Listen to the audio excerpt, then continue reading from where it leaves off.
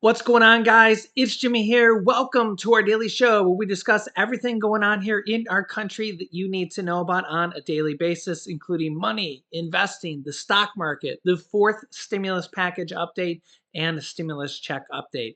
If you haven't subscribed to our YouTube channel yet, make sure to click the subscribe button down below as it's completely free to do so. I will keep you up to date here with everything. New videos come out here on our YouTube channel every day at 10 a.m., 3 p.m., and 8 p.m. Eastern Standard Time. And also, thanks for hitting the like button for us down below. We got a lot to talk about here today. More stimulus relief might be coming here to Americans. I will be going over that in this video. And a major deal struck here today between the EU, the European Union, and the US on a gas deal and oil deal to curb reliance on Russia. That's right. As the EU, multiple countries in Europe are trying to ease their reliance on Russian oil, exactly how the United States did. However, though, experts warn that this could raise global oil prices even higher, which also, if oil prices go higher for the world, it'll raise prices here of gas in the US, even though we don't buy any oil or gas from Russia. Yeah, you can see here the US said today it will work with international partners to provide at least 15 billion cubic meters more of liquefied natural gas to Europe this year, seeking to end the bloc's dependence on Russian energy exports following Russia's invasion of Ukraine. These additional volumes of LNG are expected to increase going forward, the White House said in a statement. It comes amid heightened concern that energy importing countries continue to top up Russian President Putin's war chest with oil and gas revenue on a daily basis.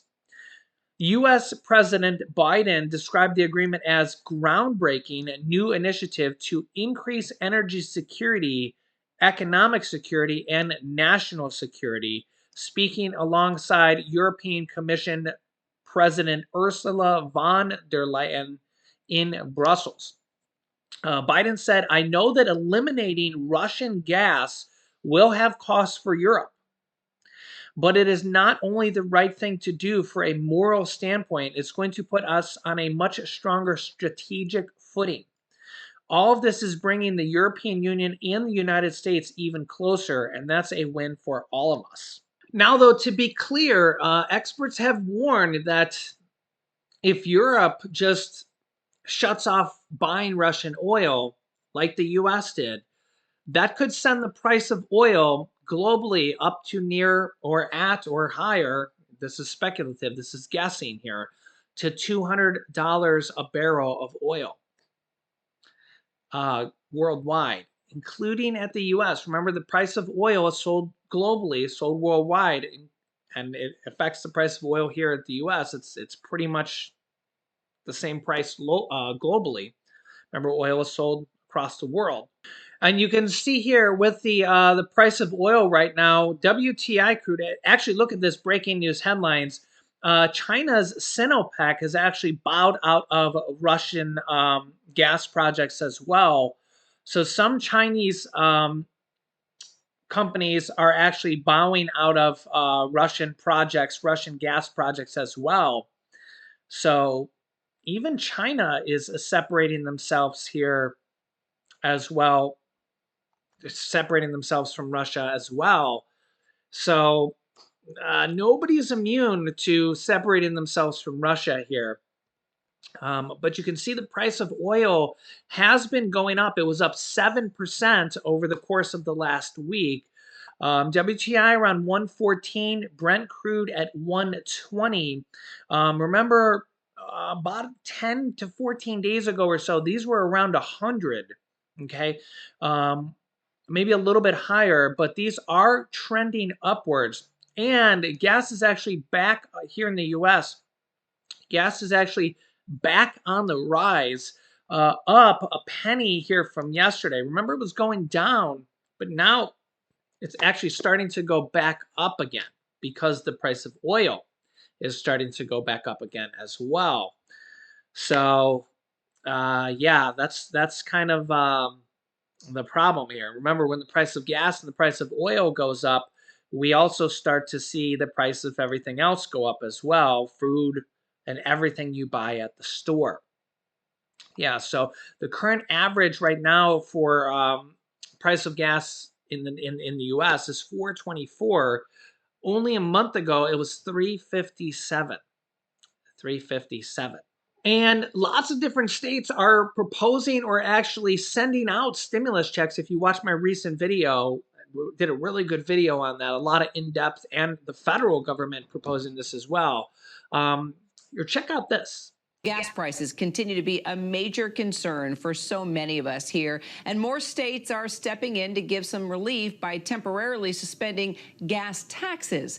ABC News' Rhiannon Alley has more. The pain at the pump continues even as gas prices have dropped slightly in recent weeks. The national average is now $4.24 per gallon. You know, the gas prices are high. Everybody can't afford those gas prices. In Oregon, thieves are stealing gas, targeting these U-Haul trucks. All of our trucks have been vandalized. Lawmakers under pressure to act. Connecticut is the latest state to pass legislation to temporarily suspend the state's 25-cent per gallon gas tax. What we're trying to do with these tax cuts is do everything we can to provide a little bit of relief to people. Georgia and Michigan passing similar measures. Maryland was the first state to suspend its gas tax, shaving 36 cents a gallon off gasoline, effective immediately for 30 days, saving the average driver $5 to fill up. The dramatic spikes at the gas pump, at the grocery store, and elsewhere are hard to ignore.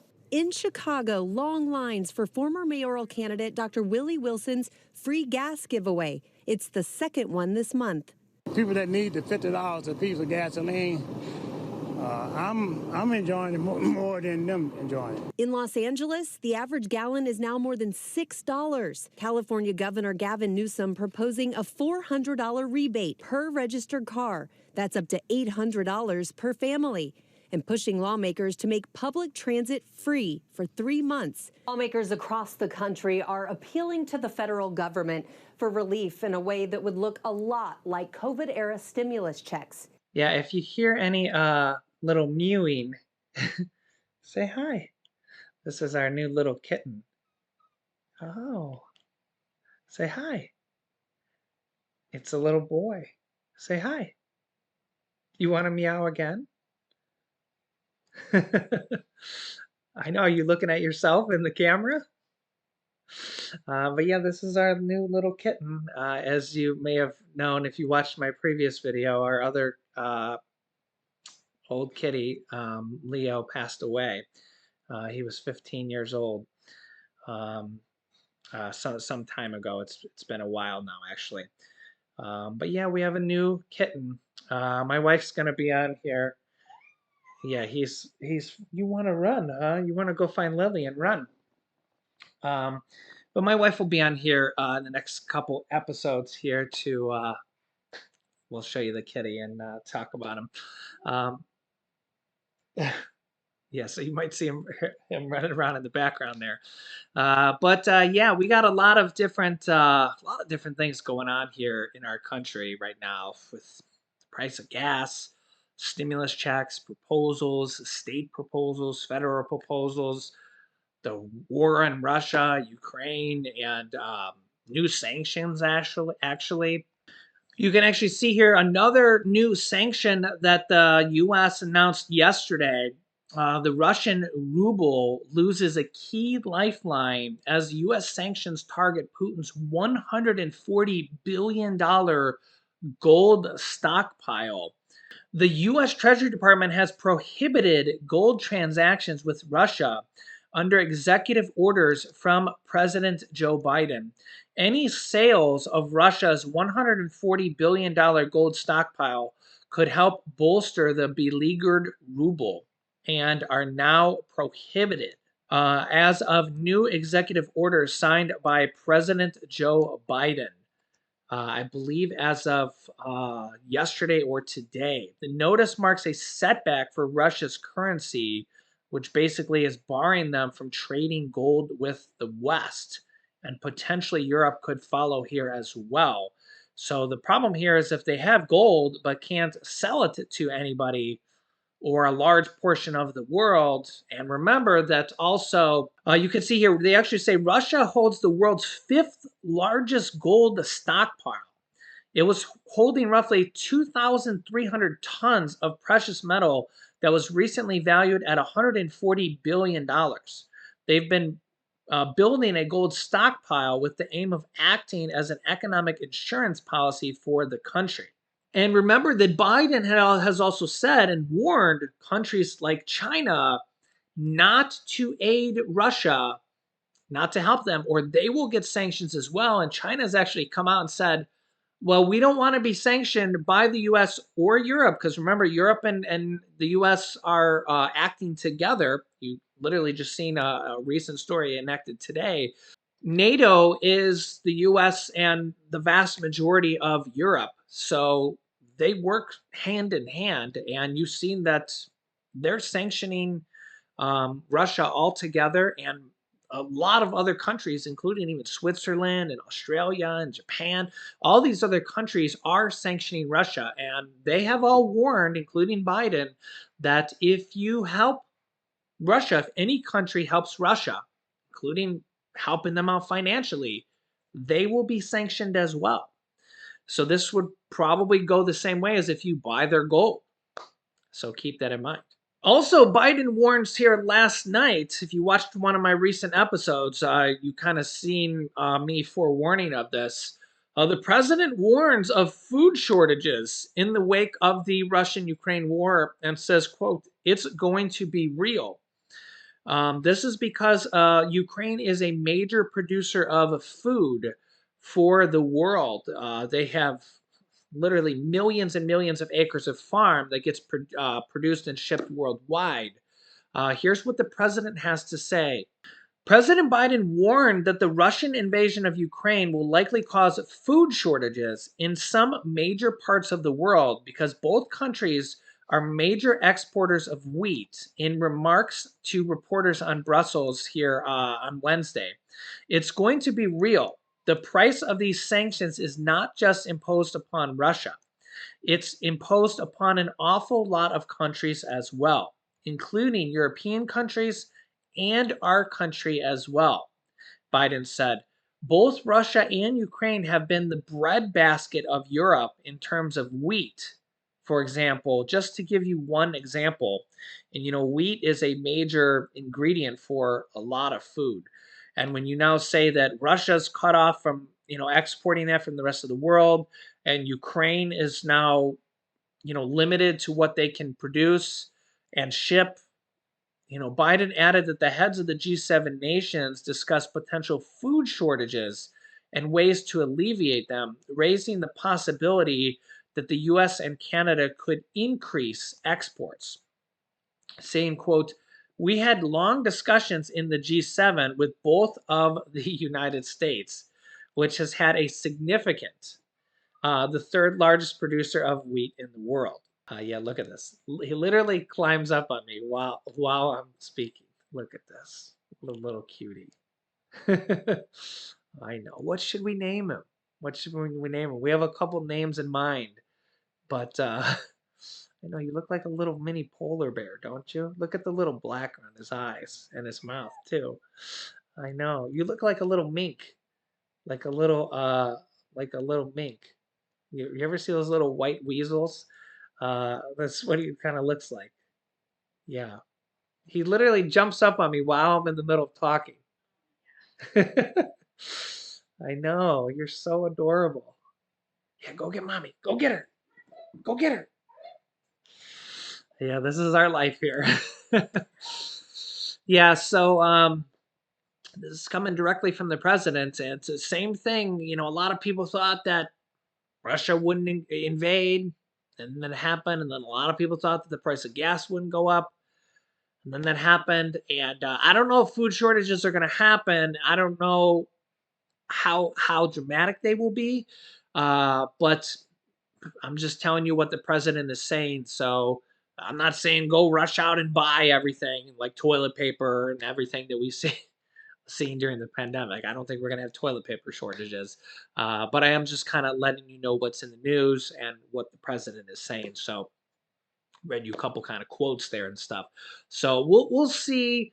Also, kind of, I don't know if there will be shortages or there might be shortages on a few things or what, but we also might see, unfortunately, more prices rising as well.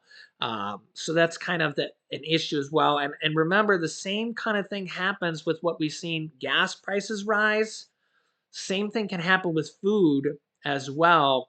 Um, Even if we don't import a lot of things from Ukraine or Russia, it's the same thing on a global scale, right? Is that if you see the price of wheat, uh, a shortage worldwide, it raises the price of wheat worldwide, and then you see the prices of ingredients go up.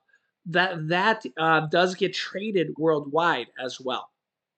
Same thing with gas. Even if we didn't import a single drop of wheat or a single grain of wheat or a single barrel of wheat, um, it's the same kind of premise as oil and gas. Okay, even if we don't buy a single drop of Russian oil like we don't now, it's still traded on the global market. The price of oil is the price of oil. And even if for example, if Europe just says tomorrow, we're not going to buy any Russian oil at all, we're going to just stop at cold turkey, that would send the price of oil skyrocketing. Okay.